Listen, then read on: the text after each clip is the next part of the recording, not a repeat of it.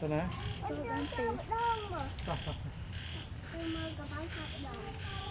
Họ đi đi.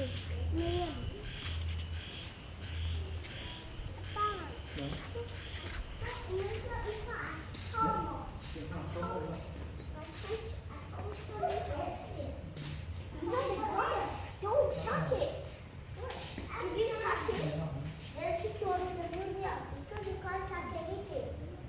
If you touch things like with like if you touch things in the museum like this. Let's go.